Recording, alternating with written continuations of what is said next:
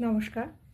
প্রেম তো করছেন, কিন্তু প্রেম বিবাহের যোগ আছে না নেই, এই প্রশ্ন কিন্তু অনেক সময় আপনাদের মনের ভিতরে অনেক সময় কিন্তু চলে আসে। আর এই কারণের জন্য আপনারা অ্যাস্ট্রোলজারের কাছে আসেন যে সত্যি আমার জীবনে কি প্রেম বিবাহের যোগ আছে।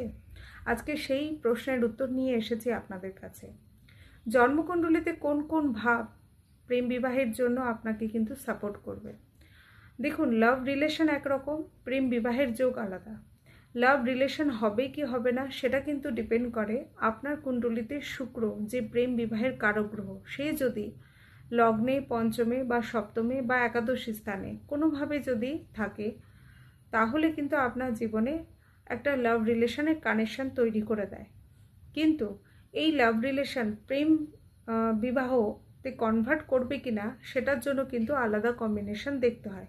তার জন্য কি দেখবেন, আপনার কুণ্ডলিতে পঞ্চম ভাবের অধিপতি কোনোভাবে সপ্তম ভাবের অধিপতির সাথে কানেকশন করে লগ্নকে দৃষ্টি দিচ্ছে কিনা, কিংবা পঞ্চম ঘরের অধিপতি সপ্তম ঘরের অধিপতি একসাথে শুক্রের সাথে কম্বিনেশন করে আছে কিনা।